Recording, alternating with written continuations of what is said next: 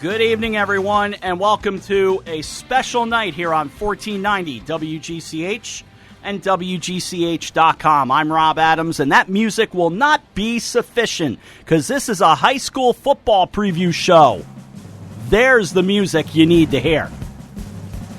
Dan Murphy's already nodding his head. He's happy. Oh, that got my attention. You know, it's been 270 days since we heard that music on the air. Look at you coming up with the number. I did my homework before this show. Well, we welcome you to this special program that Dan is largely responsible for because he kind of nudged me in this route to put this show together, and we've got a good one tonight. This is the 2025 high school football preview show on 1490 WGCH and WGCH.com. Tommy Fada, executive producer Sean Adams in the building, and we are off and running with looking around not only at Greenwich and Brunswick and the teams here in town, Dan, but this is going to be comprehensive. We will hit the state as well. Yeah, when we got the idea for this show, we wanted to obviously take a look at the local teams. Obviously, Greenwich High and Brunswick Academy are two big schools in this part of the state. But we also wanted to take a wider view at Class LL, Class L, maybe even some things that catch our eye in other parts of the state as well. So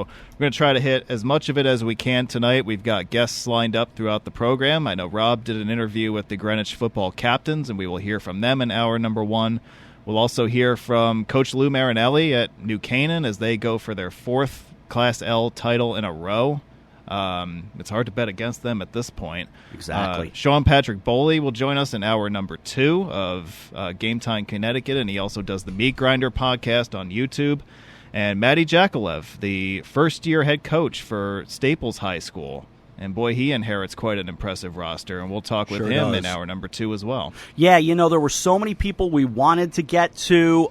We tried to get, I can't even begin to name all the names. One name I want to make sure I do mention is Wayne McGillicuddy in Brunswick. We will give you a bit of a preview of the Bruins. I think they've got a big year ahead.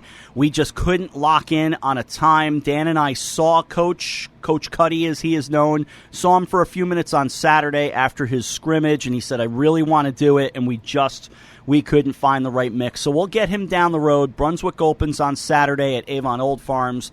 I will be up there for that one with the call on NBC Sports Engine Plus. No longer Local Live. Local Live is no longer a thing. It has become this NBC Sports Engine Plus, which is a good service, but it's basically taking what Local Live kind of started and just moving it to a different platform. So that's where we are there. 6:09 on this show. We're going until at least 8 o'clock. So we'll have some fun with this. So stick around. Pull up a chair, grab yourself a glass of wine, and, whatever works. We'll figure it out. Where do you want to start? I think we'll start with Greenwich football. I've got the interview with the captains queued up and ready to go, and there's no question I think the Cardinals can have a very special year once again. Coming off a state championship that I remember saying was as improbable as I can remember.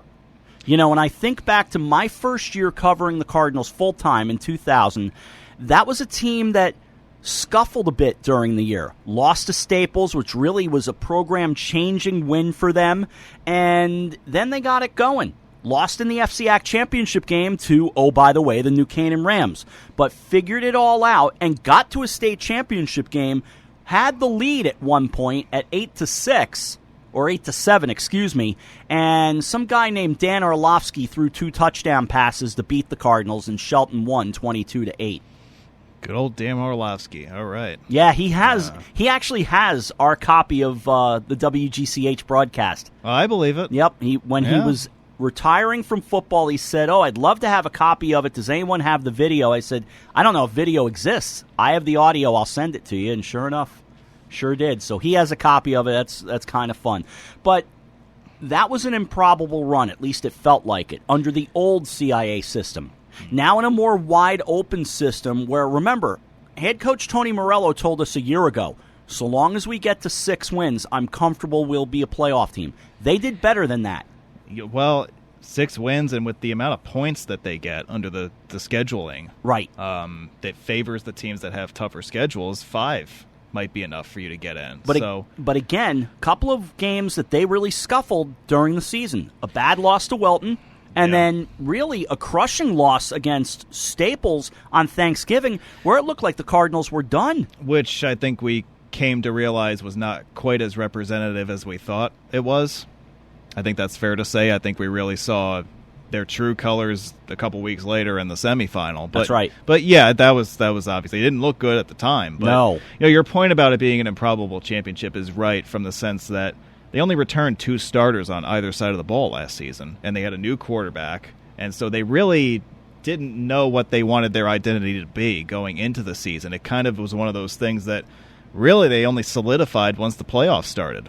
You know, it's hard to now win a state championship game when in 3 playoff games you give up a grand total of 6 points and pitch 2 shutouts. Exactly right. And by the way, I'm the knucklehead who's supposed to be sitting here switching cameras, and I'm so used to being an audio guy that I completely forgot we have video.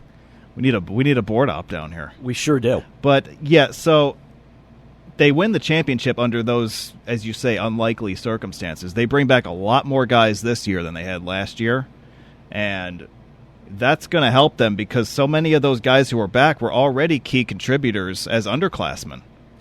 Some of them are now captains. Their front 7 is fantastic. Well, just start with the linebacking core, where you've got guys like Santi, Parra and Justin Carroll, and you know those guys are Jack Kelly. Jack Kelly's another one. You know, those are 3 aces on your defense right there, playing next to each other. And don't forget, you got another Von Velakis to deal with on the line. He's a junior. Yeah, but, you know, he played a lot last season, so he's going to slot into an offensive line that brings back a lot of returning starters. And offensive line play at the high school level is so important because, you know, you have to have chemistry. And that's true anyway, but at the high school level, if you have that chemistry on your offensive line that early in the season and you bring back that many guys who are already familiar with each other, that gives you just a slight advantage over everybody else. Because you already know what the guy next to you is going to do as far as blocking and pulling and whatnot. So there's no guesswork with this Greenwich offensive line like there might have been in years past. And that, I think, gives them a little bit of a leg up. And so with all that said, it's time to meet the Greenwich Cardinal captains, Hector Lopez, Jack Kelly, Santi Parra, Richie McMurray, and Colin Falla. Sit back and enjoy as we get started on this 2025 high school football preview show. All right, we're at Cardinal Stadium with the Greenwich captains. And, guys, thank you all for a little bit of your time today. And, you know, Colin, I'll start with you. You've got a microphone. Your thoughts as we get ready for this season. Yeah, we got a good group of guys, a lot of returning starters, a lot of seniors with experience. But we got a young group of guys as well who are hungry for to prove themselves and get out on the field and show what they can do. So I'm excited for the season. You've lost some guys to graduation. That obviously is going to happen every year. Greenwich never rebuilds. How do you guys reload? Right. Reloading is one of the most important things. And, you know, of course, we lost a lot of seniors, one of them being Pete Bombalakis, 4-year starter. That's tough to replace. But if there's going to be a year that we lose him, we lose Richie as well, it's going to be this year. I feel like we got a lot of young guys who are ready to step up on the O-line and around the whole team. So you're a pro broadcaster already. You've teed me up to ask Richie. How are you feeling, first of all, and what happened? So I was at a camp, and I unfortunately tore my ACL and my meniscus. But I feel pretty good about the team, Rehab's going good on my part, but I'm just making sure these guys can squeeze the best I can out of these people and making sure they're being good football players and good people all around. By the way, he's wearing the coolest T-shirt that says Greenwich Football Offensive Line established 1894. I love that kind of history. Emotionally, how are you feeling, and what's this season going to be like for you? Well, you got to have a positive attitude when something like this happens to you. The most you can do is just, assert it as it is and make sure you're moving forward with your life. I just want to make sure I'm on the sideline, even though I'm not going to be on the field, I'm doing most as I possibly can off the field, helping these guys get excited and prepared for the upcoming season. That's the role of a captain, right? Yep. Yeah, no question. Santi's standing nearby. We'll let him jump in. You played so well last year. How do you continue to grow? What's the offseason been like for you? I honestly just think listening to our coach, Hector, he's been putting in as many plays as we can to read the defenses and just giving us a good look of what we're going to be against week one. And especially playing with the 2 returning linebackers, Jack and Justin, helps me a lot because they understand the defense so well. So I don't have to rely on helping them out. They know what they're doing, so I get to focus on kind of how I play a little more. But, yeah. Is Hector scaring you guys sufficiently yet? I mean, yeah, he'll have his times, but I mean, we're pretty close to him, so everything's been going well. He is, in truth, a teddy bear, but boy, I love watching his intensity. He is so much fun. We make fun of him all the time up here in the booth, so I have to do it. Take me back through the final moments of last year as you're wrapping up that season. What was that like for you guys? I mean, it was just like overall like a crazy experience, especially with how many guys we had returning. It was just crazy to even be up there, and I think our dedication really got us to where we were last year. But yeah, no, it was amazing. After that first touchdown from MJ, I kind of knew like we just had to keep up with the defense, and we were going to win that game. So you and I guess go ahead and hand it off to Jack. You guys, you had injuries in that championship game that caused other guys to step up, and the postseason was so strange to me because you guys really got beaten up by Staples in the last game of the year. I wasn't sure you were going to survive New Britain in here. You guys blitzed them that night, and then you allow, 6 points the whole off season. So remarkable. How did you guys recover on the sideline, all things considered, against West Haven? Yeah, after that Thanksgiving Staples game, we took it pretty hard. And we were a close-knit group the entire off season, and we kind of just stuck together, and that game kind of united us more than anything, which was really good for us. And so when we went into West Haven, we knew we all were going to rely on each other, we're all going to play our hardest for each other, and that's what we did. And a few injuries came up. Hector went down, which hurt us big time, but again, it was just a close-knit group who were cheering us on, saying next man up, and we were able to get the job done.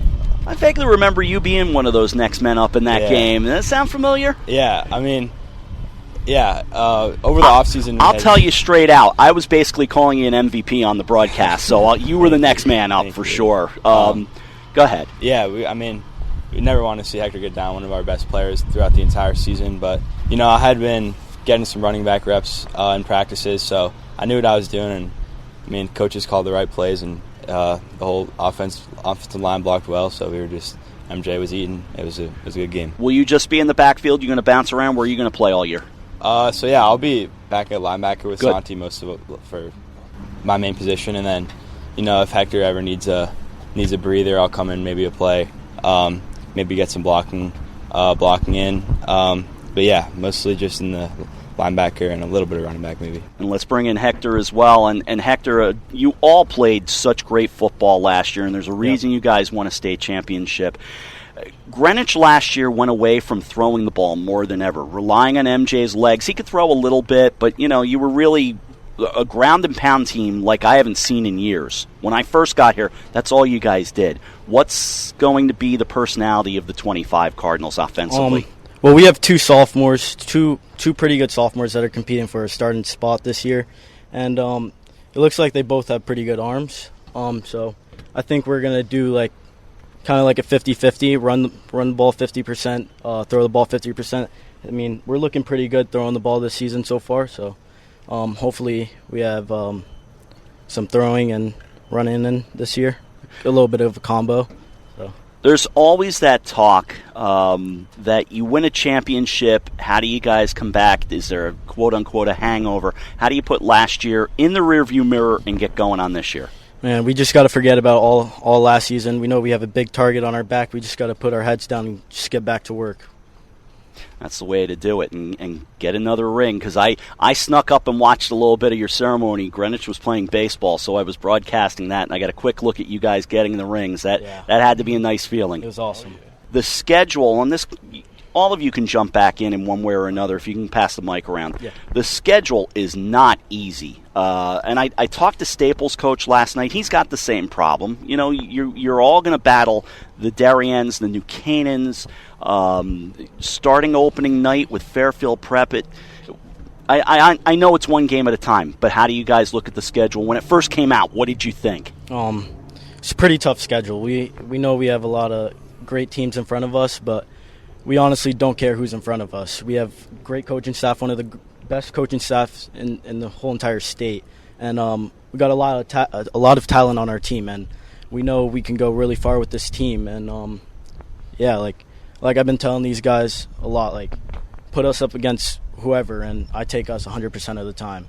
I don't care who's in front of us. Coach said to me last year, he said 6 wins will get us in the playoffs. Do you even consider that, or it's just the mission is playoffs and then go from there? Yeah, I mean, we want to go 10-0. We want to go 13-0, win another state championship. That's our goal. We don't want to lose to any team, and that's the mindset we're going to have going into the season. It'll be nice if, it's okay if we can still make the playoffs and then make a run from there. But ultimately, our goal is we want to be perfect. We want to be 13-0, win another state championship, and we've just been having, like you said about last year, we've completed our morning lifts in the off season that we had to forget about last season. So we were lifting 5 days a week every morning for a good 4 or 5 months, and we're looking strong and we're ready to just attack the schedule in front of us. Good commitment from everyone involved in the team. Yeah. That's Cardinal football. Again, I'll go back to last year for a moment because you had to do something really unique. You had to beat Staples twice. You had to beat West Haven twice to win a championship. That's no easy trick. But there's the other loss I want to ask you guys about, because when I saw Wilton and going to Wilton on the schedule, what do you guys, obviously you want to win, but I would imagine you want to win definitively. How does that game stick in your mind? I mean, it's definitely a loss that we'll never forget, especially of how our run was. We were, 4-0, 3-0? Yeah, you guys were rolling at that point, yeah. And that loss definitely took a toll on us. We looked at it as a kind of like fire, like had us going throughout the season. But, as we look into the season and how we see them playing us again at their house, we're definitely going to bring it to them. Just thinking about everything they did here and kind of embarrass us, kind of do the same to them. So, that's really all we have in mind. Just go out and take care of business. Colin, I'll go back to you as we start to kind of wrap things up here. Family's a big part of Cardinal football, and I bring it up because I've known your parents a long time, and your mom was partially responsible for this interview getting set up. In fact, she was mostly responsible. All that said, what does family mean to Greenwich football? Yeah, that's just the identity of Greenwich football, and that's what we preach day in and day out. We got to be connected as one team, and if we're not, then we got a bunch of individuals, and we're not going to be successful.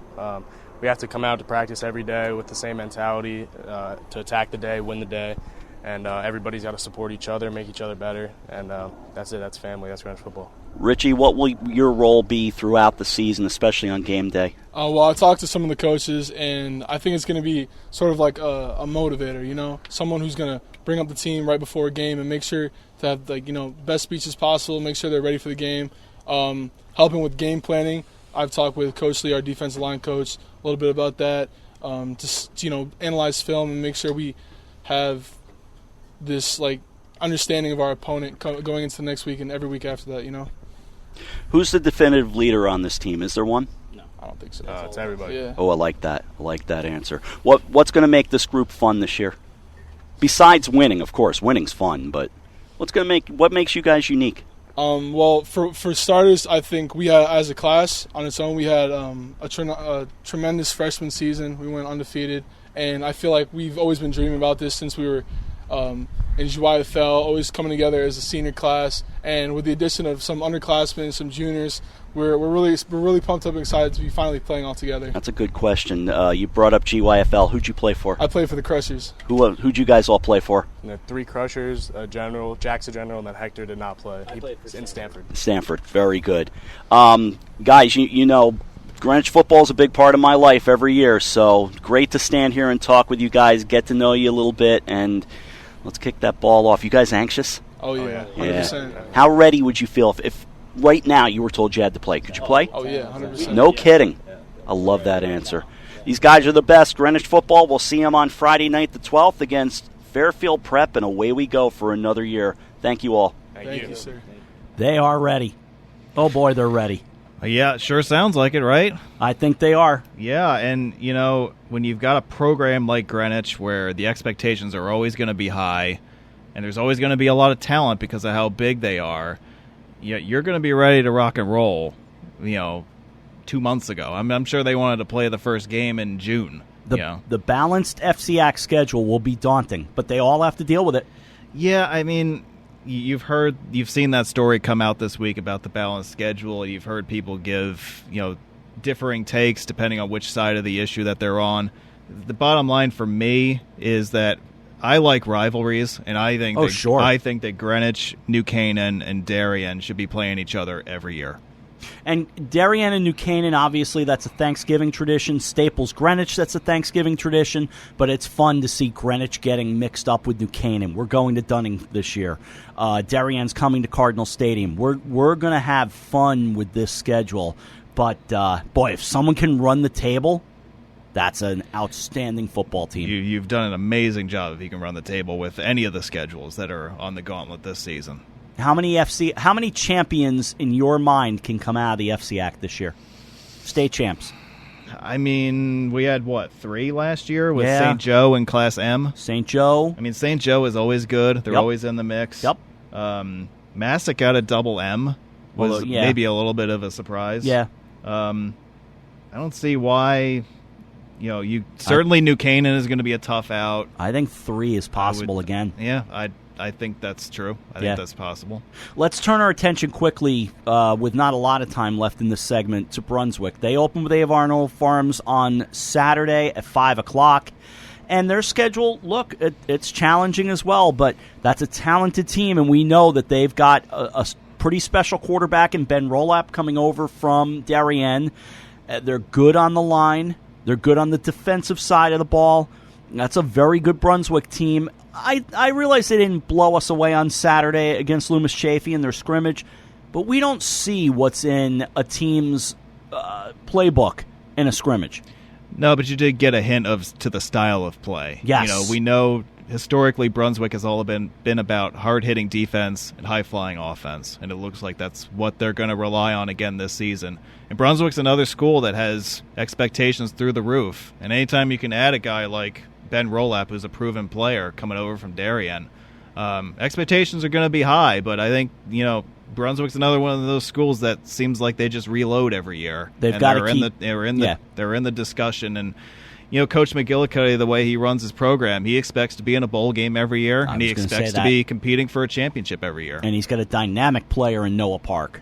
Well, we saw him last year, and he was a beast last year before he got hurt. Got to keep him healthy. The injuries sort of derailed their season at the end of last year, but if he's 100% and he's as big of a playmaker as he potentially can be, that's a scary good Brunswick offense that's going to give a lot of people trouble. I think it's going to be a great year for both teams, and I don't want to ignore Greenwich Country Day. I want to at least give them a shout-out. I wish I knew that team a little bit better than I do, and I can't say I do because obviously you and I cover both teams, and you've covered Brunswick as well with me, so we both know we've got some really good football in this town. It's the most wonderful time of the year, isn't it? Football season? Love it. Away we go. We're off and running. Our broadcast Friday, 5:50 pregame show, Greenwich and Fairfield Prep. We will take a break on this pregame or preseason show, and we'll come back and talk with Lou Marinelli, as well as Dave Toromio will be part of that conversation. That and more when we return on this 2025 high school football preview show on 1490 WGCH and WGCH.com.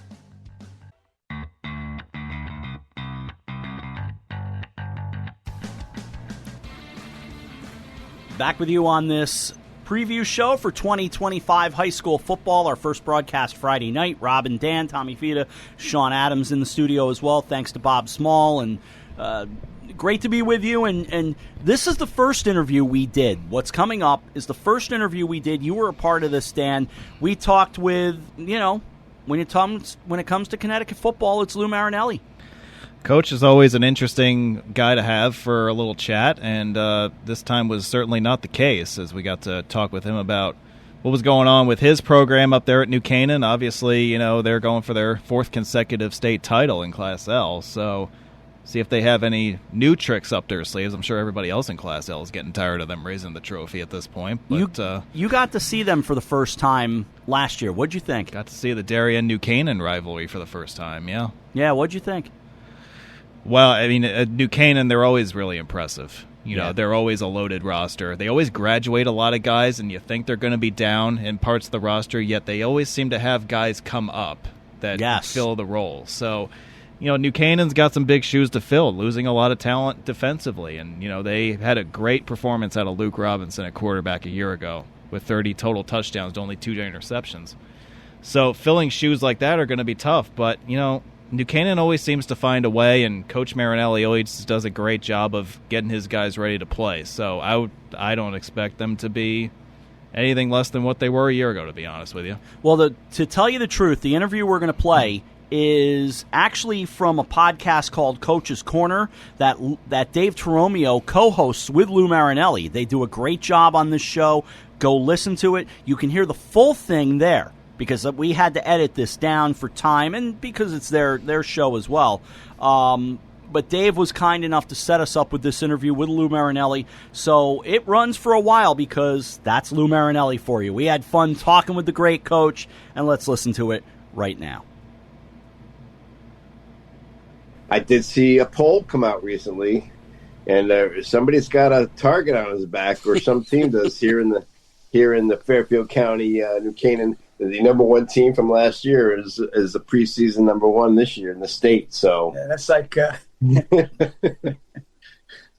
mean, every time that happens, we usually lose our first game. So we got to defend, try to prevent that from happening. But yep, I'd rather have it at the end of the year than the beginning of the year. But what are you going to do? There's nothing you can do about it. Lou, do you like those polls? Or do you just really don't care about them? I'll tell you, I like them at the end of the year. Especially last year, when 2 years before we had the exact same record as the number one team. Greenwich actually had one more loss, I think, than we did, and they were number one. We were number two, I think, 2 years ago. And then in 2023, Staples and we had the same record, and they gave it to Staples. So, I mean, how do you judge it? It's just a bunch of guys that vote, and that's the way the vote comes out. But I was glad we got it last year. Have you forgiven your son, by the way, for 2018? No, I don't talk to him. I don't talk to him at all. He's not allowed in my house. We don't talk. No. Yeah, his mother has a whole different story. Do you miss those games? Did you enjoy those games coaching against your son? Yeah, we were beating them. That was fun. But then I think he beat me more times than we beat him. So now every family gathering he brings that up. He tells everybody, I was 3-2 against Dad. So there's nothing I can do unless I got to bring him back. Dan and I got to call your championship game last year against Darien. Obviously, there are changes. You've lost some kids to graduation. What's this 2025 New Canaan team going to be like? I have a senior class that is unbelievable. For the first time, we've had 15 kids apply to be captains. And honestly, and we go through a long process to pick who's going to be our captains. And, I could have had any one of those 15 kids as a captain. I've had worse captains than any of those 15 kids in my time. But I think the leadership on this team is one of the things that I think is really going to carry us through. I don't think in the last 3 years we've had necessarily the best talent, but I think we've been able to make the best team, and I think our senior class is going to carry that on, and I think that will help us, if that makes any sense. Can you tell us a little bit about your captains this year and the journey that they've gone over the course of being in your program to now they're seniors, there's a lot more expected of them as captains. Can you tell us a little bit about the growth that you've seen from your senior leadership from day one? Well, the good thing is for us is that those kids that weren't captains are like my lieutenants. And there's really, I don't sense any hard feelings or anything. That's all behind us. So now all these guys are coming together. And as they come to, it's easy right now, but when adversity hits, which it will, it hits every team, and see how we respond to it. That's really when you find out. And I told the kids last night at a meeting, in the last 3 years, we've had bad things happen in the first game against Shelton, one of our best football players, who's now at University of Connecticut, Charlie O'Connor. he went down with a broken leg in the first 4 minutes. Then against the next year, go back 2 years from that. 2 years ago, Alex Benevento, we lost him in that game. Then we lost Charlie. And then last year we lost McInerney, and then we lost Adrian Delicata. And it's how you respond and can the next guy up keep us at that level. And they've been able to do that. And I think, the whole team concept, I think the hardest thing for any coach, any team, any level is to make team. And the way things are today, I don't know how, we're blessed. And I have to give a lot of credit to a guy that I hope is going to start for Army this year, and Ned Brady, because he was one of the best captains I've ever had. You never heard him say, okay, sophomores pick up the bags. He was one of the last ones off carrying bags, and he really set the example and was a service captain. And that's probably why he's done so well at West Point. So I think he set the table, and I think our kids were able to model that behavior, and I think it's really helped, really, really helped. The schedule challenging as always. I know it is what it is, but Greenwich, Staples, Darien, among other St. Joe's, boy, that's a lot to deal with. What do you think of when you look at that schedule? As Lou Holtz once said, I cry like a baby. I wake up every 6 hours and cry. No, I would rather play that schedule than play some of the lesser teams and be up by 40 at halftime. And that's what makes it fun. And the more challenging at the end of the year, if we can be successful, then they can't say. I've had guys up north say, "Well, you don't play Greenwich every year, and you don't play Staples." Well, now we are playing them, so let's see how good we can do. I'd much rather have that schedule. And you guys at Greenwich, they have a great tradition. Tony's doing a great job down there. Their staff is excellent. We go to camp together. They come to our 7-on-7s. We know each other, and it's not like, don't let Greenwich see they know what we're doing. We know what they're doing. It's really a help. That's the way it should be. So, we'll see what happens. But I'd rather play that schedule. You alluded to it earlier that Buchanan being ranked number 1 in the state preseason, and you're coming off your 3rd consecutive state title last year, being ranked number 1 in the state once again. The recent accomplishments of this program speak for themselves, frankly. And in the midst of all this success, it seems like your program year after year just continues to run autopilot and just continues to have success and win big games and win championships. How do you, in the face of all of this success, how do you manage to motivate your team year after year and prevent your team from taking the success that they've had for granted? I'm going to tell you why, and that this is a secret sauce, but don't tell anybody, okay? This is just between us. I have a staff that's second to none. My staff is as good as any staff anywhere. The guys, they enjoy each other. They enjoy the kids. They're in it for the right reasons, and they help motivate it. You interviewed Jason Miska. You talk about a motivator. All my guys, really. Chris Silvestri, can you get a better guy? Role model for kids. I think the secret sauce to New Canaan is in the staff. I may be the worst coach on the staff, honestly. Those guys are tremendous, and I trust them. I've got guys that have been with me for 30 years. Frank Archimon's celebrating his 30th year with me this year. Coaches the inside backers. Tremendous role model. Tremendous person. Teaches at Saks. I can't say enough about the guys we have. Our offensive coordinator, Jimmy Nugent, with Eric Stevens, and now we have a lot of kids, a lot of guys. They're in their 50s now. They're kids. I'm calling them kids. You got Chris Silvestri, you got Scott Overbeck, who played at North Carolina from Mac Brown, and we just got back Chris Schaefer, who played for us years ago. He coaches the running backs. Billy Pescatello moved back from Chicago. Now he's coaching with us. So there's a lot of guys that were in the program years ago that have come back to coach. And we've had other guys that were in the program that kind of they want to keep that going. And Jason Milligan, who's one of our freshman coaches, one of the best nose guards I've ever had. I don't think anybody's blocked him yet. So I think it's a tribute to our staff and the values that we try to project kids. And I having been in one place as long as I've been at New Canaan, fortunately for me, I've seen the result.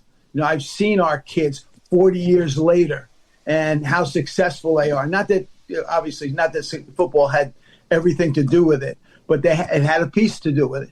And the reason I know that is they come back at our golf outing. You got guys from the 80s that come back, from our first teams.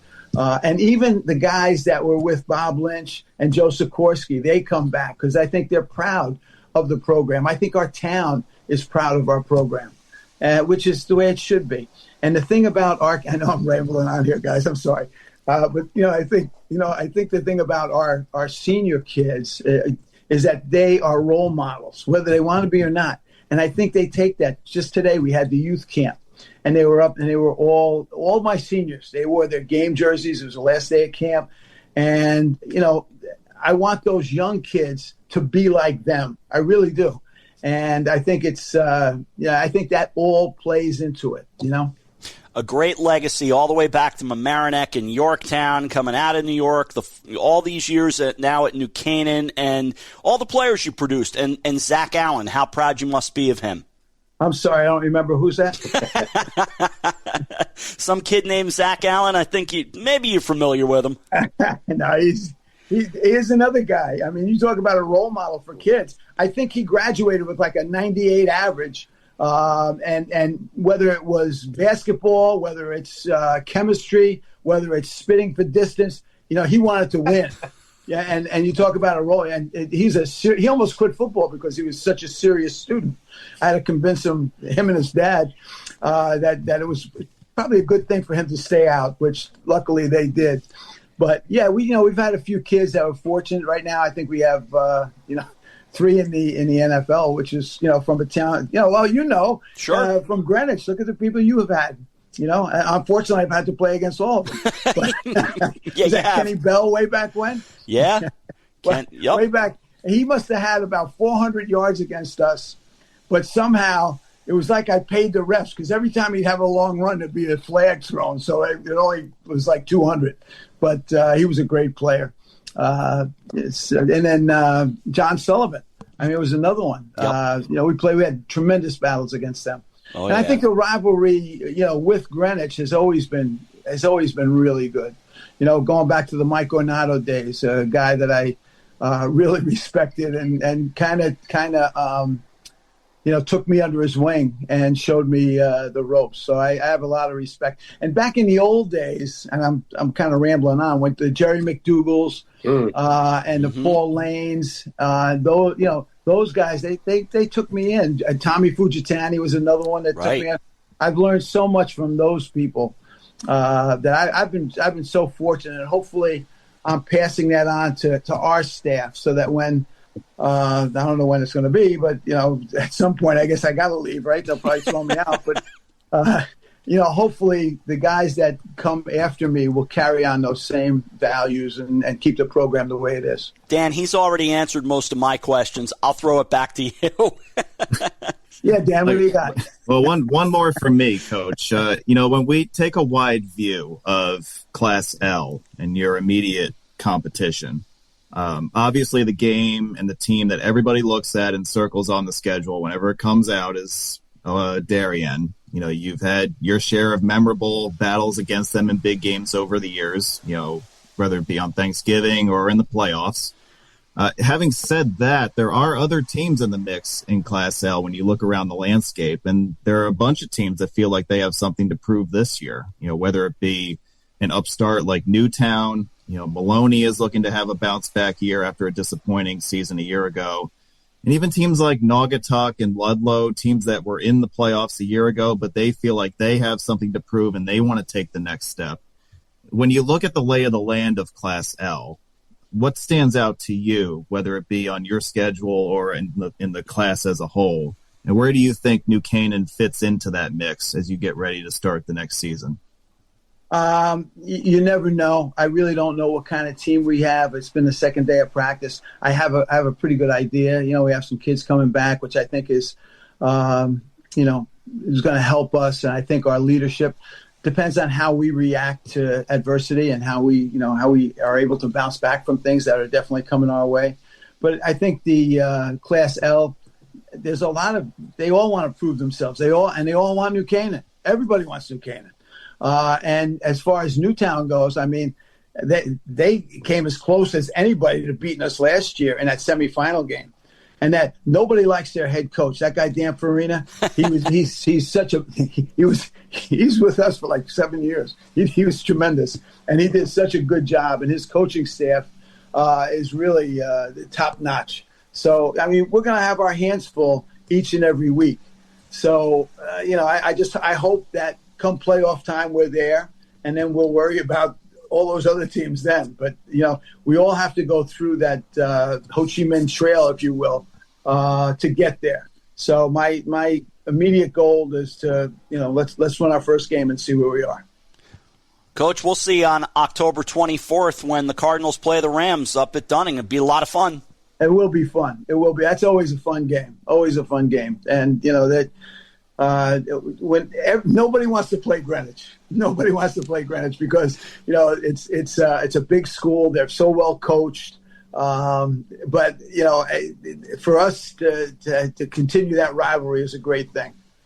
No, it'll be a lot of fun. Thank you, Coach. Yeah, it will be. Appreciate your time. Okay, thank you. I appreciate it being here. And I just want to add, I want to thank Rob and Dan for what they do, and obviously, it's great that kids actually, are being highlighted in any sense in the media. And I know that they're not doing it for the money, and that this is really no. Dan is doing it for the money. Okay, That's Dan. He looks like it, but but these guys. I mean, it's so important, and to GCH as well, WGCH out of Greenwich. Because this is the last bastion of amateurism, guys. This is it. It's right. High school stuff right now. And I mean, even this may be going away at some point. This is, these kids work their asses off, and a lot of is expected of them, not just as student athletes on the field, but in the classroom, as citizens. And we know that they're kids, so that maybe if they screw up, and usually the Darien kids do screw up, we know that. So, oh no, not the New Canaan kids. No, no. Oh, I'm staying out of that. Lighten up, Blue Wave. We don't have anything out for you, but I seriously, I mean that. I really, and I know it's not just football, but the stuff that Rob does, these guys do, with all sports, high school level and below. I think it's wonderful, and I think it's great that there is this outlet near us in Fairfield County, and it really should be, applauded. So really, yeah. And since the time I got to New Canaan back in the '80s, Greenwich has always had a great following, and sports writers that were right there, promoting their kids and their program. So for what you do for high school sports, God bless you. Thank you very much. Yeah. Thank you, guys. Appreciate it. We very much appreciate Lou Marinelli and Dave Teromio. Coach's Corner, the name of the podcast. We're back to wrap up Hour 1. We got a whole nother hour to go. Dan and I return right after this with the 2025 Football Preview Show, 1490 WGCH.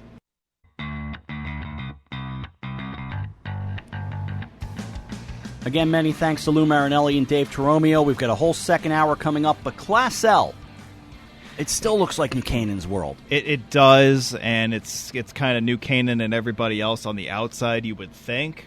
Darien lost a lot of talent last year. Obviously, Ben Rolap going up the street here to Brunswick. That's a big loss for them that they're going to have to fill. And look, they lost a lot of firepower offensively, losing Charlie Tom and Kevin Roach to graduation. But they're another one of these programs that always finds a way to find people and find talent to fill in.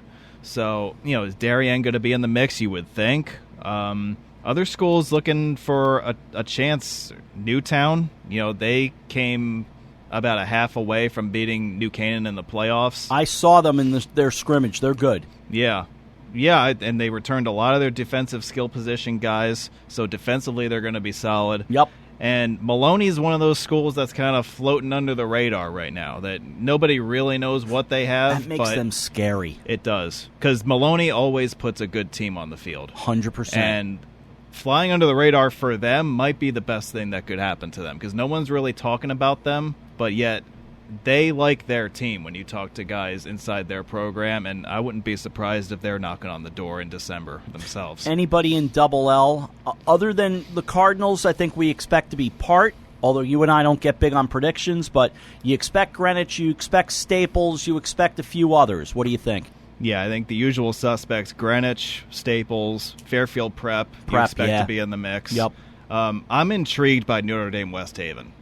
And we got to see them. They're a playoff semifinalist in Class L a year ago. They move up to Double L this year, and their schedule is not nearly as daunting as, say, Greenwich and Staples is. So, is that a team that could make some noise, get into the playoffs with a good seed, and maybe go the distance out of that class? It's not out of the question. And it's why I love the High School Football Alliance, because we get to see Fairfield Prep and we get to see Notre Dame West Haven, who we have to go there week 3, I believe. I get to renew acquaintances with the Connecticut Turnpike. I can't wait. You and me both. Yay. I get to go to West Haven again.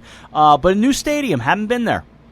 Yeah, okay. But, yeah, I mean, all these teams, I think, have something to say about this race sure they do. Down the stretch. And it's going to be great that they're all playing each other. I think that's awesome. I think that needs to happen more often. Not to knock Greenwich's schedule from a year ago, but it felt like you were missing something not having the New Canaans and Dariennes and the preps on your regular season schedule. But it's weird to not see Danbury, for instance, on the Cardinal schedule. They've played forever, and the 2 largest schools in the state won't play this year. Yeah, that's true. But, I think for competition's sake, I think if you asked all I think it's a good thing. For the head coaches, they want the tougher schedule. Because they want to be able to say, yeah, we played the toughest schedule in the state, and this is what we did. Because off the top of my head, covering Danbury 20 to 25 times, I think the Cardinals were 25-0. Probably something like that. Close to it. And I like Augie Thierry a lot, but they're just struggling to find the right mix at Danbury. Yeah. There are certain programs that are... It's like the haves and the have-nots, and right? they've got great people there in charge, but it's just you just don't have the players for some reason. You've got to have the youth, talent pool. The GYFL around here, for instance. GYFL here, New Canaan youth football, Darien youth football. All these towns have that. That matters a lot. And what do you know, but all those towns and all those schools, where are they? They're always playing for state championships, and that's not a coincidence. And I think these teams are all in play once again. The Dariennes, the New Canaans, the Greenwiches, all these teams, Staples, all these teams are in the mix to make some noise when we get to December. Yeah, and, they're all – the coaches are – top-notch too, so they're going to have their schools ready to go. It's going to be fascinating as we go down the stretch, and the playoffs should be must-see, must-listen-to radio, if you will. It will all be right here, but we're not going anywhere just yet. That music only means we have to take a break for the news, and believe me, these 55 minutes have already flown by.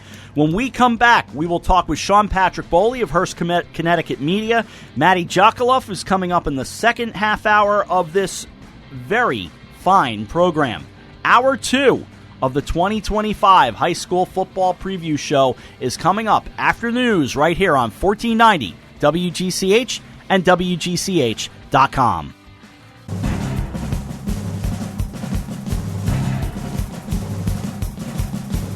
Still getting used to that whole idea of a second hour of a show.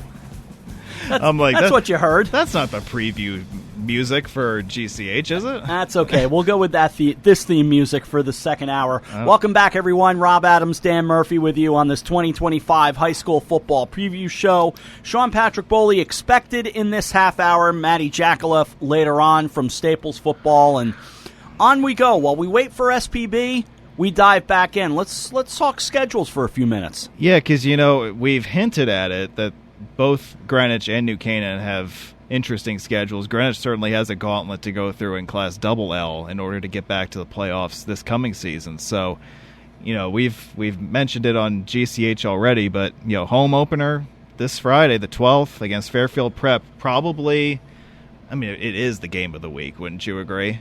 I would. I think it is. You got 2 top 10s in the state.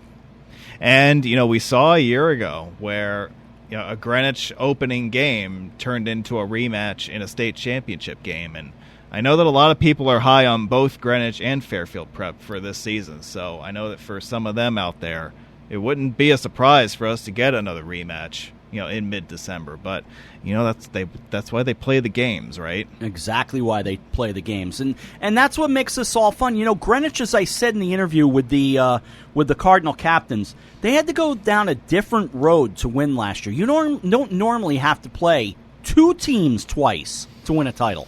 Right. But you know what? I think the reason why they were so good in the playoffs in part is because they played those teams early in the season. It didn't hurt. Yeah, and when you play against competition like that, it sort of mentally gets you ready for the kinds of games you're going to play later in the season. Yeah. And so, in a way, I think it's good that Greenwich has the gauntlet schedule this year, because they're going to get a good idea who they are pretty early, starting with this first game. And that's going to only help them, I think, evolve into the team that they want to be come playoff time. I've already seen a prediction that Greenwich and Prep would be the Class LL championship. That's hard to make that prediction in July, but that's the fun of what we do. So I get it. Well, yeah, and I mean, I don't really want to make a pick necessarily, nor but do I. What I would say is that you're going to have your usual suspects like Greenwich. Staples is going to be in the mix. Prep is going to be in the mix.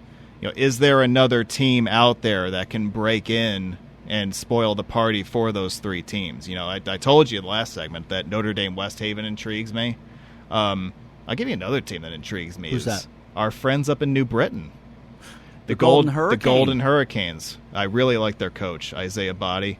Every year he's been there, the Golden Hurricanes have improved on the year before, win total-wise. I will say, and I said this to you at the time off the air, I didn't say it on the air because I don't like going down that road, but I'll say it now. I thought that if the Cardinals had lost to New Britain in the opening round of the playoffs, I thought we could see some major changes around the Cardinal program. Because it just felt like there were storm clouds swirling at times last season, and I'm glad to say it's all settled down. Well, and certainly it didn't help the way that Greenwich looked the few days prior to that, getting shut out on Thanksgiving against Staples. Thanksgiving was a wreck. Let's be honest. Not only in more ways than one, yes. Well, that's really what I'm getting at. I'm not even so much alluding. Me. I don't refer to youth athletes that way, but things went terribly for the Cardinals, quite well for the Wreckers, and just a quagmire of pouring rain that day that was kind of rare. I don't want to say it's unlike anything I've ever seen, but I've rarely had to battle rain like we did that day. But that's one reason why I say that game wasn't truly representative, because you were put in conditions that nobody wanted any part of, and I get the feeling that Greenwich sort of held back a little bit. Whether they'll admit that or not, I guess, is irrelevant. But I do think that they had rematch in the playoffs in mind with them in that game. So and as the playoff game played out, they certainly did leave some stuff for that game. Yeah, no question. But to get back to the original point, the New Britain game was interesting because you had Greenwich coming off of a really bad loss, and New Britain came in, with their best season in years. Looking for an upset. And I do think that, the players change, obviously, but coaching philosophies remain the same year to year. New Britain is going to have a lot of speed at the skill positions, and they're going to be physical up front. And I think that those things will translate well for them if they can find their way into the playoffs. Do you get a sense of the other classes as we sit? And this was the segment we were going to do with SPB, and, believe me, that dude is crazy busy, so he's going to owe us one down the road if it doesn't work out tonight, but all good. But, well, why don't we talk about the preseason top 10 for a second? Go ahead, yes, let's do that. The preseason Game Time top 10 poll came out the other day. I think it came out over the weekend, if I'm not mistaken. Yeah, so number 10, you have Staples. Number 9, you have MASIC, the defending champ of Class Double M. Number 8, Fairfield Prep. We'll see them right here at Cardinal Stadium on Friday night. We will. Number 7 is Brookfield, the runner-up in Class M. They're pretty good. Who was a 2-point conversion attempt away from beating St. Joe in the final. Right. That's right. Number 6 is Windsor, the runner-up in Double M. They were very good. And they were ranked number 1 for most of the season last year, as you remember. Number 5 is Darien. 4, St. Joe, the champ of Class M. Yep. Killingly comes in at number 3 at a Double S. Really high on Killingly. Yeah. Yeah, I'm a little surprised, before I give you my top 2, that Ansonia didn't get a spot in this. I am too. And I'm a little surprised that Darien is as high as they are. I think those are both, because I can't figure Darien out. Well, I don't think anybody can at this point, as we mentioned at the top. And you make a great point, and I have highlighted this for over 2 decades. When all else fails for a voter, vote Ansonia. I'm not even kidding. Well, they're the safe bet. They have dominated Class S over, the last 15 years or longer? But they're coming in with a new head coach this year, Tom Brockett, stepping down. That's right. After he has just been nothing but a winner at Ansonia. The Chargers are incredible. I got to call one of their championships. What a shock, because they just win. That's what they do. I see what you did there with shock and Chargers, by the way. Thank you. That's nice. That's a nice job by you. Excellent job. But, yeah, so Killingly and Double S champ, they're number 3. And then the top 2, Greenwich number 2 and New Canaan number 1. Sort of mirroring the end-of-season poll from a year ago where it was New Canaan 1 and Greenwich 2. So, yeah, I mean, a couple of things that stand out to me in that poll. But, these are kind of the players around the state that you expect to once again be in the mix. St. Joseph, they're a small school. They're kind of one of those FCIAC schools that's easy to forget about because they're not a heavyweight school. They're not a big school. But, my goodness, their program year after year, they always find a way to be in the mix. Remember, they gave Greenwich fits here last season in a game where it took some weird bounces of the ball for Greenwich to escape with a win. That's true. So I expect St. Joe to be good. Brookfield, same deal. Double M is another one that kind of goes under the radar a bit. How's Windsor going to be? They have a new head coach this year. MASIC, the defending champ, pulling the upset in the championship game a year ago. So, it's going to be... There's storylines all over the place, and it's going to be really fun to watch. He's a busy man, but I shot him a text just to make sure because I didn't want to miss him, and he said he's on deadline, but here he is, our buddy Sean Patrick Bowley from Hearst Connecticut Media. Game time. Sean, how are you? Hey, thanks. Sorry, guys. Yeah, I totally lost track of time. I was writing my guide for the first week, and, that's a tremendous undertaking if you want it to pop. So, next thing I know, I was like, I was just cracked an adult beverage just as you texted me. I'm like, oh, that's right. So yeah. Anyway, I'm here. Thanks for the shout out. Anyway, how you doing? Doing all right. And another year for both of us. How do you feel? What are you thinking as you start looking at this season? Well, first of all, I'm getting old, man. You and me both. I mean, when you start seeing a bunch of coaches out there who, weren't too long ago in pads, running around and doing all sorts of great things. There are a ton of coaches out there who are under 30, and there's one, Vega, is just over 30 over at McMahon. And you're like, I don't remember when these guys played. Has it been that long? And sure enough, here we are, man. And I'm like looking in the mirror. I'm like, yeah, I guess so. So that's the first thing that comes to mind. Just a lot of change, a lot of new coaches, some old coaches out there too, kind of coming back. But I'm been kind of impressed with the youth movement. It's a hard job these days, right? Sure it is. You saw Ansonia coach Tom Brockett step down. I thought he'd never leave, and he's like, "Look, guys, this is a tough job, and I got kids that need me, and I want to see them play. So you can't do both, and you see that a lot more often. It used to be you had the coach out there." And he had his family. He didn't really take the time. They were so busy with this, and now it's like, I think that's a good thing, though, right? I think that's a good step. Don't get burned out. Enjoy the family. Life's too short. I mean, as we all know, we're getting older, and like, oh, geez, where did it all go? So, anyway, that's my kind of take on things. But I'm excited for the season. We left it last year. Lots of FCIAC teams doing their thing, and then we just had our Meat Grinder podcast with me and Pete a couple of days ago, and we were making our championship picks. We didn't really make any changes. The same teams we picked, all the same teams we're picking. New Canaan, Greenwich again, and who else? Killingly over in Double S, and St. Joe and M. I don't know who's beating some of these teams. It's just so great. And I'll tell you, I was on another radio program up in Hartford, and they were like, "What is it with Fairfield County?" And I'm like, "Guys, it's just." When you get lots of towns with lots of people with a lot of money, and you get them motivated, you next thing you know, they're way ahead of you down the road. So it should be a fun year.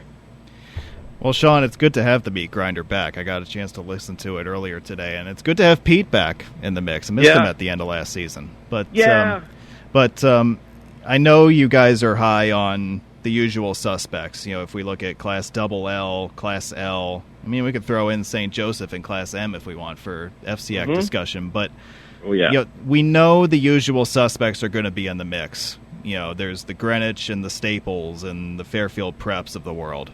And in Class L, we've got New Canaan, and when you look at the start of the season, you might be New Canaan versus the field in Class L. We'll see if anybody can close that gap, but what do you see as far as the overall landscape of the FCIAC and other than the big names that we all know about, who else do you see lurking in the weeds who might be able to make a run at some of these top dogs? I'll tell you what, Wilton's been quiet. Charlie Calabrese, Charlie's there. But they've been quiet. They had a big run a couple years ago, kind of fell back a little bit. I'm EJ's so good. He's such a good coach. And I'm really curious about how they're going to do this year. Another team that we haven't really heard from a lot lately is Ridgefield. They were down last year a bit, but they got some players back, and I think those two right there, those are the teams, like, right now you look at the FCIAC and you're like, it's kind of a rotation. You have the New Canaans of the world and the Darien, sure, okay, but those teams have had their day, and it doesn't take much to get them going again, and I'm sure everyone's kind of getting a little restless in those towns that they want to get back into things. So, I mean, and Trumbull, I think, is a really good one. Morris went to the playoffs a few years ago. He's got a lot of guys back this year. They're going out to NFA this week, and I just wrote in the guide it's going to be a slugfest because I think NFA's got other guys. But Morris's team with Trumbull, that's what they're known for. Got the quarterback and good defense and some dudes some big kids up front. I think those three right off the top of my head. Really interesting. I did see Mike Forget. He's pretty confident about Norwalk. We'll see. They have a potential. I don't really know about some of the others. Maybe some of the scheduling changes they've made a little bit in the FCIAC, kind of giving teams a little bit more of a break. Maybe that helps. But those teams kind of off the top of my head. Fairfield Ward, just want to quickly talk about them. They kind of got a bit of a relief on their schedule. None of the real biggies are there. And as far as that goes, and maybe going to the playoffs, I think they're in L, and then they'll have to see Darien or Canaan for sure. But, I think the road is really good for them right now. And it's been a while since Ward was, Ludlow had its time last year, first playoff appearance. I think this might be Ward's chance here because, I don't know. We'll see how they go. You have Del Volpe back at quarterback again. Right. And we were talking to some of those guys. They seem to be pretty confident. And I love Parisi, their coach. He's an Amity guy just like me. So we have a lot in common. And, we were talking to him at Dave Ruden's gathering a few days ago. Or last week, I should say. Everything's kind of blurring together. But we're talking to them, and Pete pointed out, their schedule's not bad. They're going up to Simsbury, which is kind of an unknown at this point, new coach. Tough trip from Fairfield, sure. But they might be a really interesting one. I would keep an eye on them. They're not at that level yet, but that's kind of like what these schedules are designed to do. They're designed to give teams maybe a little bit of break, a little bit of momentum, and then you kind of reintroduce some of the tougher programs maybe the next year, right? So those are the ones that kind of stick out in my mind. I might have forgot somebody. Danbury maybe. I don't know. Not sure. Well, to your point about Wilton, they went down to Cardinal Stadium a year ago and beat Greenwich. So, that's right. and they're on Greenwich's schedule again this year, and I can tell you, Greenwich is not taking Wilton lightly this year. No, not at all. Not at all. I mean, they won't surprise them. But again, EJ does such a great job there, and when the kids are motivated and they're playing hard, I mean, he does such a good job. I mean, no one saw that team from 2 years ago really coming. I mean, we knew they had some guys, but EJ's done such a great job. He was picking off all the blue bloods, right? He beat where they got close to. Was it New Canaan they beat? I don't even remember now. But they were knocking off some teams left and right. Beat Ridgefield finally, which was a big one. So they're a team. They're certainly a team to watch. They got some guys there. What makes Killingly so good? Oh, well, first of all, Chad Neal, the coach. I mean, he's a quiet corner guy from Putnam. Won a state championship there, and it took him a little while, but it's a blue-collar town, and, all they just needed was a little push, and they got a few guys up there. I think it was it's been 10 years. They got some guys up there who went to the state championship, won the state championship, and all of a sudden football is back in Killing. Remember, they were good. I don't remember this because I was too young, but there were a few years, like in the early 90s, where they were pretty good, too. I think they won a state championship, if I remember, but Chad's done an amazing job really cultivating that crew, and a lot of the kids up there, that's kind of all they do. They work out in a barn up there, and then they're starting to breed football players, so to speak. Not genetically, of course, but you know what I'm saying. But they're just starting. Kids are going out for that team, and they got excited about football again. And every year it just seems like you're like, well, they lost that running back. And then here comes another running back. Lockwood was gone, and I don't even remember some of the other guys. And now they have twins. They have a twin running back. They have the Allards, and they're just football players. And despite the fact that they were a run-first team, they called it the run people over offense, the RPO run people over offense up there, which I just adore. That's great. But then he's shown an ability to adapt. And, everyone thought they were going to run, but they have a quarterback who can throw. So all of a sudden they start throwing the ball around. They won another state championship, went to another final, and then they went last year and won it all again. They were just so good. They're competing with the small school SEC teams, and they got a big one this week. They're playing Bishop Hendricken. You guys remember them, right? Yes, sure do. They're starting the season off with Bishop Hendricken. I don't know how you do that. Bishop Hendricken gets Greenwich in the alliance, and then they turn around the next year. They give him to Killingly. So I mean, Chad must have been like, you know what the heck? They're close to Rhode Island anyway. Let's just play these guys and see what they're made of. And the way the playoff system is set up now, you can afford a few losses, which kind of helps teams, not feel so nervous about scheduling a big time program or a big team. So that's good. But again, his ability to adapt. The fact that they're just kids in town who just want to play football, and it just he comes down here, he watches all the games down here, he gets around a lot, he sees how the programs are run down here, and he emulates them. He adds his own little twist to them, and they got a great community up there, just amazing. They really love their football. They have all the the flags and everything, and the cannon. It's great. The Alliance games have been great, haven't they? Yes. I mean, by and large, they've been great. Yeah, I mean, it's been a great thing for high school football in this area, I think. Yeah. I think it's good. I think they went a little overboard with them. Just personally speaking, I don't want them to throw Alliance games in there just to give you another game. Oh yeah. I like. I'll give you a great example. Like North Haven and East Haven. Although the Alliance kind of helped this one. But North Haven and East Haven, they're neighbors. They haven't played in 10 years up here. Oh, that's a shame. And that's weird. Yeah, and even though North Haven's been great and East Haven not so much. East Haven's coach is a West Haven guy, Scott Benoit. Has done a great job all over the state, Guilford, North Branford, what have you. And he's like, look, I don't care. My kids need to play those teams. So finally the Alliance gave it to him. That was good. But there's other instances where it's like Branford's not playing Guilford, but Branford's playing like Avon or something. And it's like, what's the difference there? Some of these Alliance games, you kind of scratch your head. It's great for the top 10.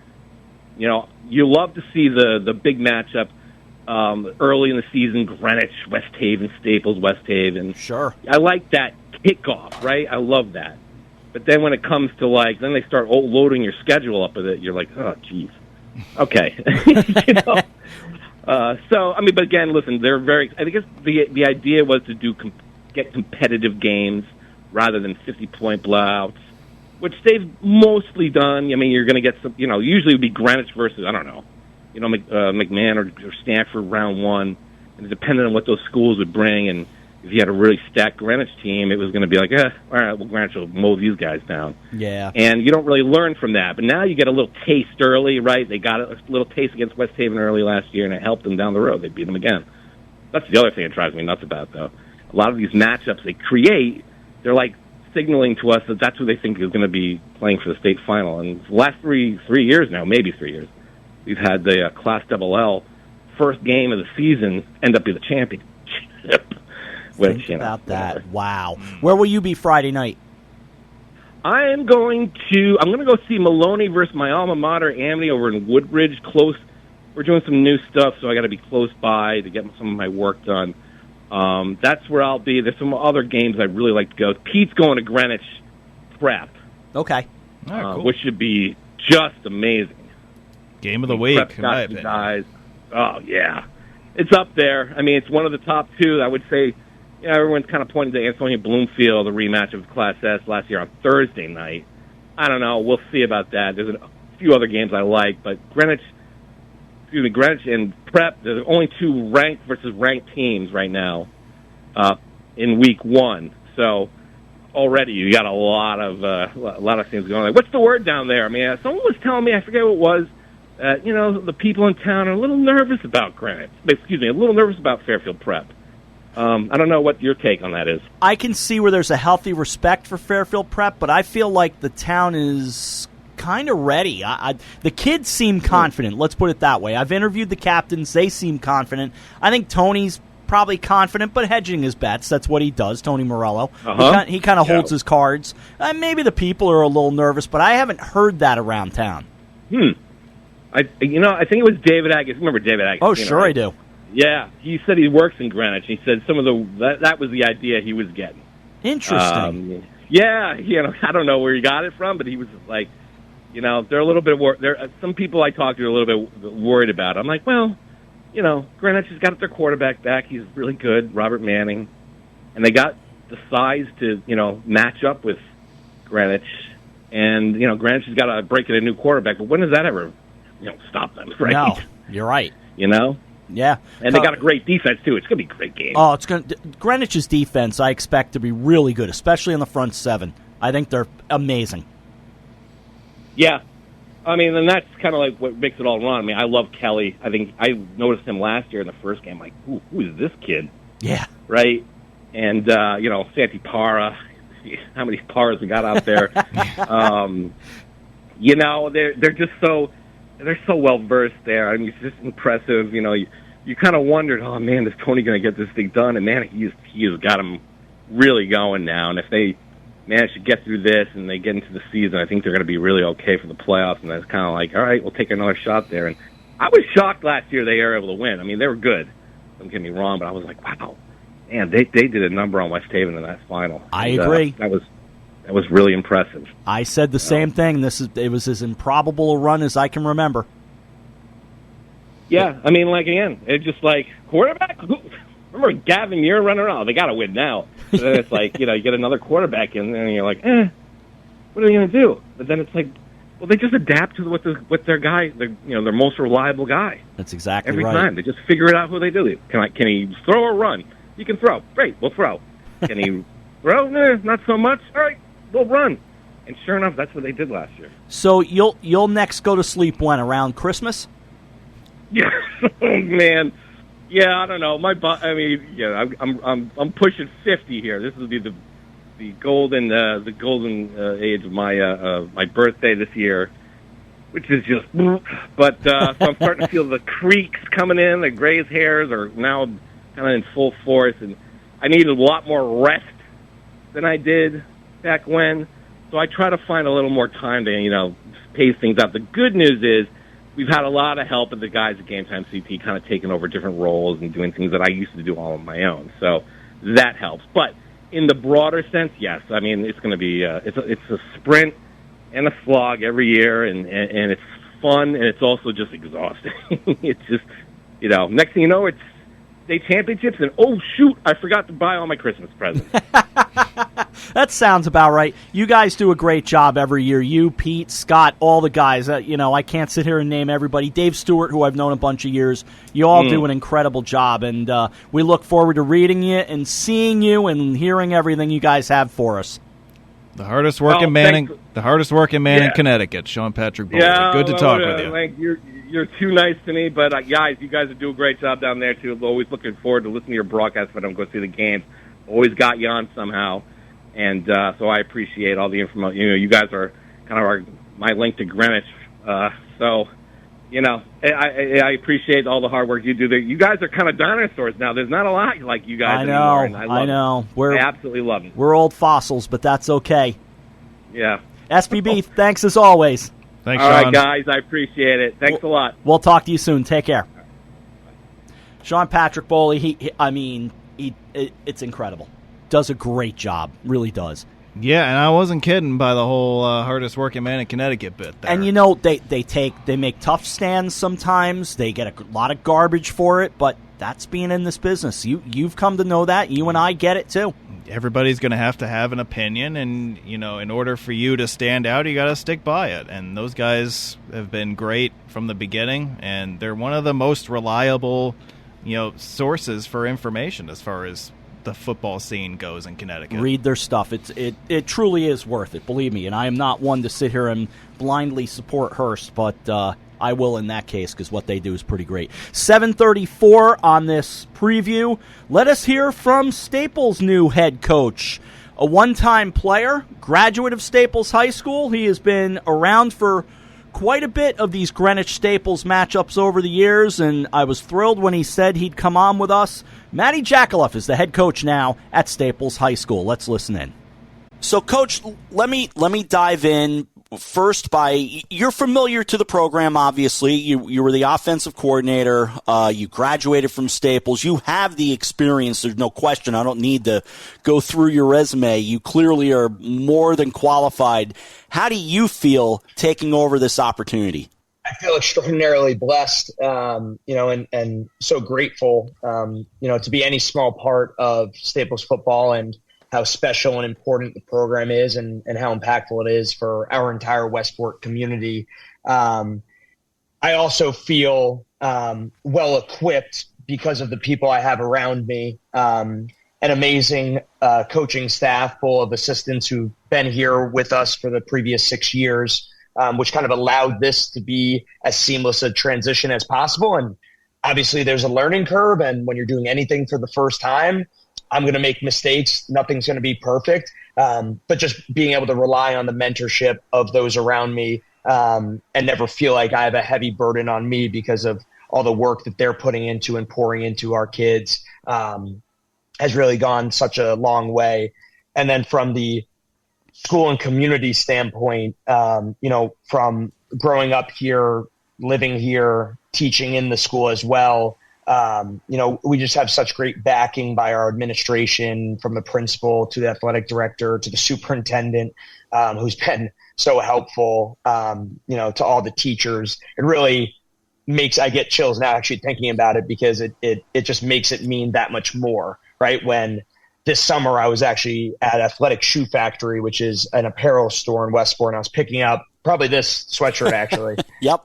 And I heard someone out the window go, "Coach." And it was a social studies teacher in the school, and he was picking up his Staples football merch, and he was so happy. He's holding out the Staples football polo out the window, because there's a lot of excitement around our school and around our town about football. So I just have felt so supported, and it has really made the transition a lot easier. You have such great fans in Westport with Staples High School for all sports, but football is really a standout. And going all the way back to Mars Petrosio, turn of the century, what a standard of excellence you guys have built at Staples High School. What, if any, pressure do you feel? Well, I could say first, directly answering that, I was growing up in Westport at the turn of the century, and I went to games at Staples Stadium every single Saturday at the time before there were lights, and I still genuinely could smell the hot dogs and the cheeseburgers and the crisp autumn fall air, right? And I could see from the view of being on my dad's shoulders by the end zone and watching, like when Staples would play, to me, they were bigger than the NFL. And that was the ultimate sign of success, was playing Staples football. So for me, I kind of was immediately initiated into Staples football and knowing how important it was. And as a player, I felt an extreme amount of pressure because I wanted to uphold that standard. I always tell the kids as a freshman, first time in the freshman locker room, and when in Westport, when you're playing youth football, there's a W on the side of your helmet. Right. And the first time I put that helmet on, there was an S on it. I was washed over with a sense of pride and responsibility of, oh my gosh, this is my opportunity. I'm playing Staples football, right? I need to help elevate this program. So I felt pressure as a player, and I really wanted to, make the alumni proud. I really wanted to do what I could in order to live out my dream of being a successful Staples football player. As a coach coming back, we had first, when I was an assistant coach, we were kind of coming out of a stage of 5 or 6 years of, mediocre records. And kind of, I had noticed that the culture had shifted. It went from an expectation for success to kind of a let's roll the ball out there and see what happens. And I felt a really big burden then that I wanted to kind of change the mindset and the mentality within the program and bring back the pride of Staples football, where it was like, we were ashamed when we lost, right? We felt like we let down John Pacilio, we let down Jimmy Hughes, we let down Alonson Becker. I just felt that way. Sure. And it really has gotten back to that. Now as the head coach, to be honest, it's been, I don't know if I've had time to really reflect on the gravity of oh my gosh, I'm here right now. This is my situation. It's been more at the micro level where you have seniors who, because I've been here for a while, I've coached for 4 years. And then also coaching lacrosse, I've coached the same kids. Lacrosse and football at Staples are essentially the same program. And then especially I've coached these kids in youth as well. Yeah. So I've kind of more been focused on, okay, Harry Fiala, Justin Halke, Jake McGee, and Charlie Clark, all these guys that I've coached for 7 years are all of a sudden entering their senior year. The head coach leaves, as obviously devastating as that is for someone going into their senior year. I felt more of a pressure to make sure that this is not like a let me get my feet wet year and let's try to figure it out as we go along, that it's super organized and we're able to be in a situation where I feel like we're putting the kids in the best position to have success now, because there could be a next year for me, but there's not a next year for them. And that's been really important to me. You've got an outstanding quarterback in Nick Weil, threw for 24 touchdowns as a junior. He comes back as a senior. There would be concerns based on what I've read about the defense. You've lost players on the defensive side of the ball, but this is Westport. This is Staples. You guys just do a remarkable job of regrouping. What's this team going to be like? I know you guys can move the ball, but what's it going to be like going into this year? I think that one of our greatest attributes as a team is our athleticism. In Westport and at Staples, we've had a number of multi-sport athletes who've had an incredible amount of success. Being able to kind of rely on them and lean on them to kind of set us up, whether it's on offense in the pass game or on defense, and our just the ability to match people athletically. But I think more than anything else, when you're a part of an athletic program that has had a lot of success, our players kind of are used to or conditioned for that pressure and anxiety of those big games and those big moments. And we've won a number of games because of that. I think defensively, speaking just about personnel, we graduated our front seven last year, but we're returning our DBs, where that would normally be a concern. And obviously we haven't proved it yet, and it's high school football, so it could be a concern externally. I feel like internally, Ryan Connors and Coach Philpott, our co-defense coordinators, have done such a great job of getting these guys into a position where they're ready to compete, not only this year, but last year, with how important and how intense that we take scout team and really try to build those guys up. The next component that I feel like is a major advantage for us is our athletic trainer, our strength and conditioning coach, Drew Accomando, has done an unbelievable job where all the alumni who've come back to watch a practice or see us play have all remarked on, how big the linebackers and the D-line and the O-line has looked. But I do think the strength of our team is our athletic ability. We have 7 wide receivers who are playing a D1 sport, whether it be football or lacrosse or baseball.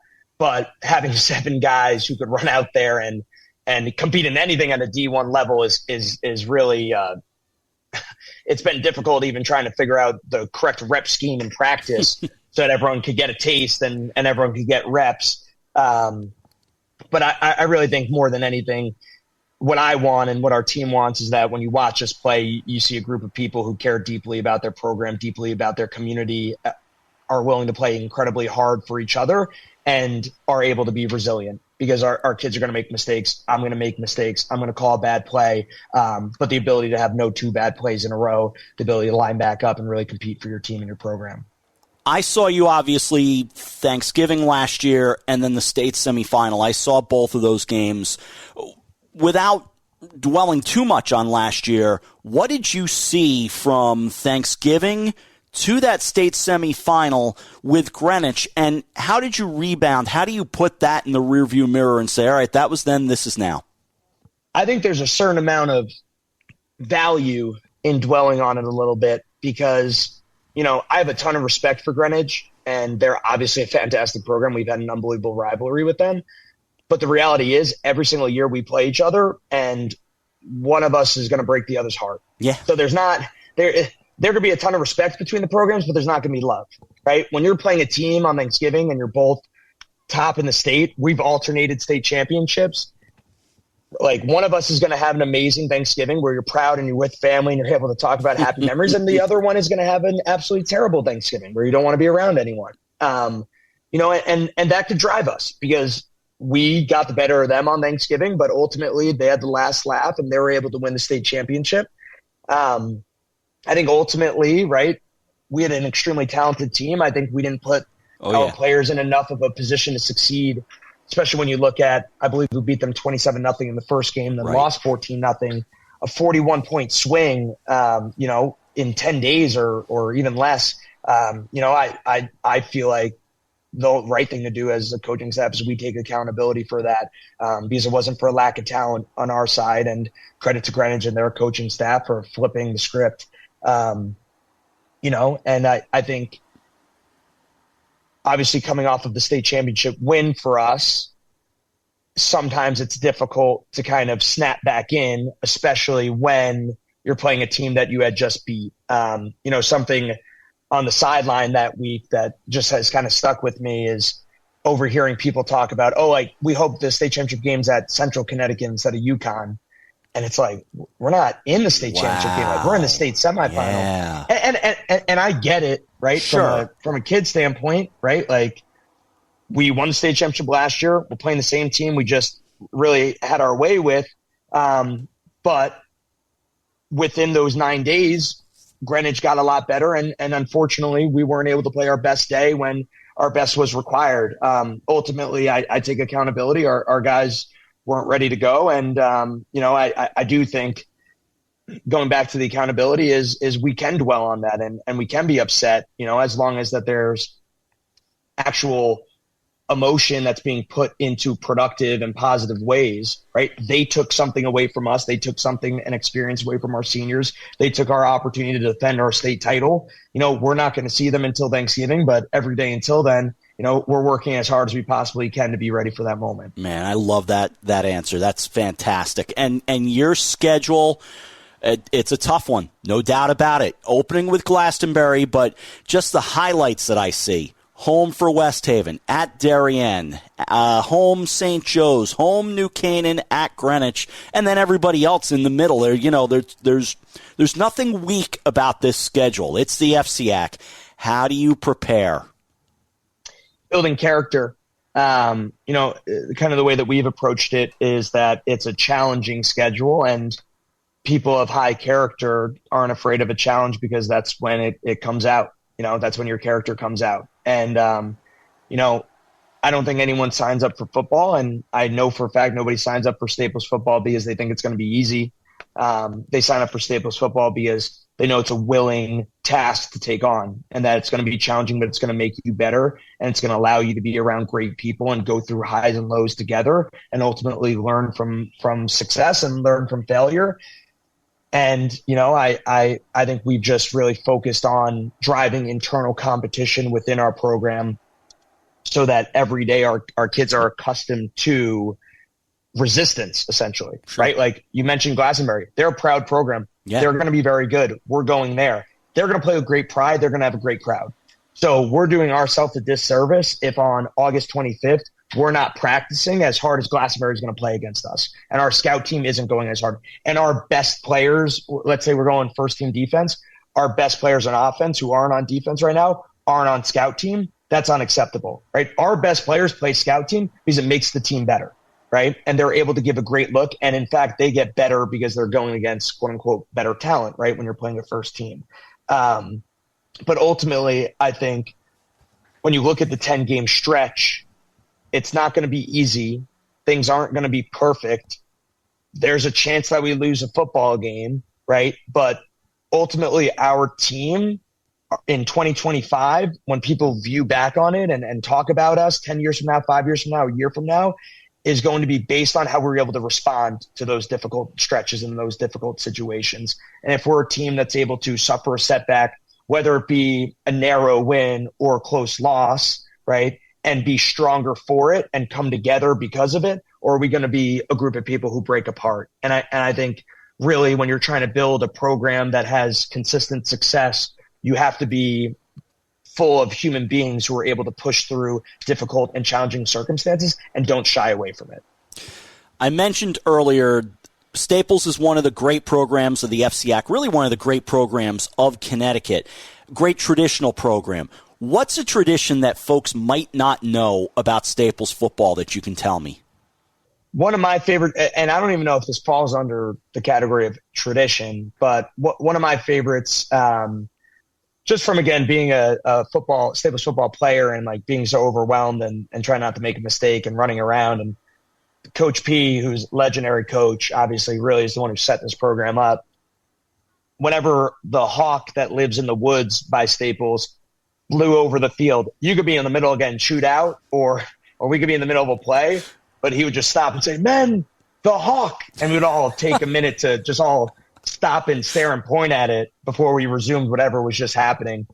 And I just thought that was such a great, introduction of levity to any situation, whether I don't even know if they were trying to be funny or not, but that's something that to this day, we call them the Wrecker Hawks, and we make sure that we honor them before, or anytime that they fly over the field, no matter what we're doing. And it's just a cool thing that I think the kids latch on to. And it's kind of a quirky piece of our program, but actually, when we played Greenwich in 2022, we had not won that Thanksgiving game in 7 years. Mm-hmm. And the night before, we had a pasta dinner, and we're walking out, and I get a call from one of our players. He goes, Coach, the Wrecker Owl is out. And we've obviously never talked about it. I haven't seen an owl, so we never talked about it. And we all come outside, and there was an owl perched right by the awning of the field. And so that was the Wrecker Owl. And that night, all the kids were like, "We're not losing tomorrow. The Wrecker Owl was here. The Wrecker Owl was here." So I think that's a cool little Staples football tradition that has kind of lasted the course of decades and it has really been a piece of fun for the kids. Always something to be said about you guys coming out of the locker room and winding your way down the stairs and onto the field. I always think that's a pretty cool factor of Staples football as well. And who would be a player that hasn't gotten the press? Who do you think is going to kind of be that kid that, might be kind of flying under the radar? I think a player for us who hasn't gotten as much press, but has really worked incredibly hard and has put himself in a situation where I feel like he's going to make our team a lot better has been Logan Rotolo, who's an offensive lineman for us. Another Staples football tradition, actually, that we brought back. But there's a Pride Award. Actually, I have one of my helmets here. Hold on. This is from when I played, but this is a Pride Award. It was from Marine battalion of an alumni, and it's given for just an extraordinary leader for a moment of leadership. So if you got it your junior year or your sophomore year or your senior year, you had it for the rest of your career at Staples, and it was the highest honor you could achieve. Wow. So we brought that back this year, and actually the decal this year is our defense coordinator, Paul Philpott, was in the Flying Tigers. So we got a Flying Tiger logo, and we gave it to Logan first, actually last week, because he's somebody who was not elected a captain. And often I feel like that deters people from leading, and they kind of are like, all right, like I'm not valued, so whatever, I'm not going to put in the extra effort. But he's somebody who played rugby in the spring and still came to morning lifts through the winter and the spring. Yeah. And drove his teammates, his freshman teammates, so that they were able to get there in the morning as well. And he's just worked incredibly hard and has put his head down. And we felt like that was something that we needed to improve was up front. And if we're able to really effectively run the ball this year, it'll be in large part due to Logan Rotolo and our offensive line, Nick Segura, Harry Fiala, Billy Quinn, Ben Esser. All those guys have really done a great job for us. Rob Jones as well. Boy, I hope both teams have a great year, because nothing like Greenwich and Staples on Thanksgiving morning when both of you are at the top of your game. It's a great rivalry. I just get chills when you say it, but it really is the game that, just speaking for the Westport community, kids go to every single year, and it makes them fall in love with Staples football. And I say this to our kids all the time, the effort that they give on the field and the pride that they take in Staples changes kids in our community's life, because they make sacrifices and they're willing to do more and work harder because they dream of one day putting on the S on the side of their helmet and representing Staples football the way that our team will get to do that this year. So it's really been awesome. Can't wait. I'm looking forward to it. I know you are as well, and best of luck to the Wreckers all throughout the season. Thank you very much. I appreciate you having me on. Such an easy guy to root for. Such a good person. And the way he talks, it's easy to forget that he's only 28 years old, but he no doubt has the poise and the character for the moment that he's about to step into. And I'm really excited to see what he and the Wreckers can do this year. Except when they play Greenwich, of course. Either way, and some look, in full disclosure, sometimes a team might beat Greenwich, and then we wind up getting a call, hey, can you guys come call our game? That's not going to happen with Staples. They've got WWPT, so I'm not auditioning to be their broadcaster. But I love these towns that get it when it comes to their athletics. Greenwich, Ridgefield, New Canaan, you'll see that later this year. I mean, you've been to Dunning already, but you got to see a scrimmage there. Darien, they love their athletics. Staples, Westport loves their athletics. Love seeing these towns that it just transforms them. Yeah, and it really, the love that the community brings out with these programs, it translates on the field. And yes. You look up, and it's the same schools, the same towns that are in the mix every year. And I think it really starts at the community grassroots level. And not just with the support, but also at the youth football level. And despite the rain, I built up Thanksgiving for you last year, and you saw it for yourself. But, yeah, the rain made it pretty awful. This year should be good. Well, we'll at least have a press box. That's right. This year, so that'll be good. That's exactly right. Getting ready to wrap this show up. It's been a lot of fun to be a part of it. I've really enjoyed it, and that means with this over, we now officially look to Friday at 5:50, which gives me chills starting to talk about it. Greenwich Cardinals football returns to the airwaves Friday night against... And we've got a dandy. Prep. Yep. Yeah, we've got a dandy right off the bat. Number 2, Greenwich, hosting number 8, Fairfield Prep, in a game that I think a lot of people will think of this game as an offensive slugfest. Certainly on the Fairfield Prep side, you've got Robbie Manning coming back at quarterback, throwing for over 2,500 yards and accounting for 38 total touchdowns a year ago. Yep. And on the Greenwich side, you've got Hector Lopez at running back. He's going to be the feature player for them, coming off a 1,500 total yards season and 15 touchdowns. But I would keep an eye on the defenses in these two games. Fairfield Prep is returning 8 starters from the defensive side of the ball. We talked about it early in the show about Greenwich's linebacking core, which is among the best in the state, sure if not, New England. Sure is. And I think the thing that sticks with me is that last season, if you recall, Tony Morello, head coach of Greenwich, placed a high premium on conditioning. and wearing teams down in the second half of these games. And we saw that play out with them in their first game against West Haven. And I would imagine that the same formula is going to apply this time around. It'll be interesting to keep an eye on in the second half, the matchups in the trenches, because I think that's going to go a long way to determining if somebody can get the upper hand, because these two teams, I think, are about as evenly matched as you can get for week one. And it's going to come down to the little things as we go down the stretch in the third and the fourth quarter that determines a winner. I hate to put it here, but I'm going to throw it here because it's a factor. 2 sophomore quarterbacks might be what runs the Cardinal offense Friday night versus Robbie Manning on the other side for Fairfield Prep. I'm not saying that's the difference in the game, but it's a factor. Quarterback play is always a huge factor in these games. But remember, Greenwich went into last season's opener with a no-name at quarterback, going up against a 4-year starter. And a no-name who made his name. That's MJ right. D'Angelo became, honestly, a Greenwich legend in the end. He sure did, the way he carried them in the playoffs. But, yeah, so it matters as far as name recognition when you're dissecting, who has the edge in this game. But Greenwich has played their hand close to the chest, and I think they've done that intentionally. We've heard little hints here and there about who they might be going with, but they're certainly not out in the open with it, and I think that's intentional. So regardless of who trots out on Friday night to play in shotgun, because they never go from under center, I think they've got to set a mistake-free program. Hand it off, certainly to Lopez, but short, smart, high-percentage passing. Yeah, we're going to find out about this wide receiving core pretty quick, I would think. Yes. Hudson Squires is a guy who, we saw little flashes of a year ago, but he steps into a more prominent role. And a guy who I think might have a breakout season is their 6'7" tight end, Michael Golden, who, we saw him a little bit a year ago, but I think he figures to be a big factor in the passing game and in the blocking game and the running game.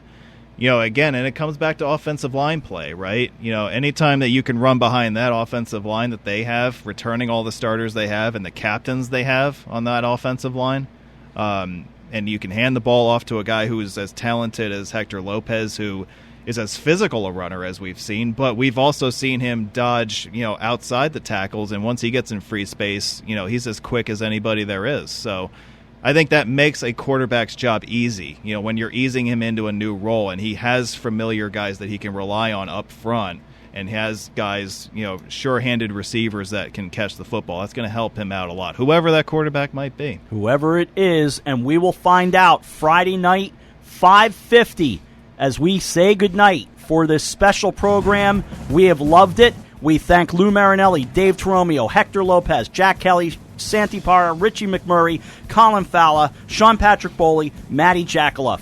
And I thank Tommy Fida, Sean Adams, whatever his name is, and you, Dan Murphy. I will see you Friday night. I'm Rob Adams. Football Friday night, 5:50, 1490 WGCH, WGCH.com. Good night, everyone.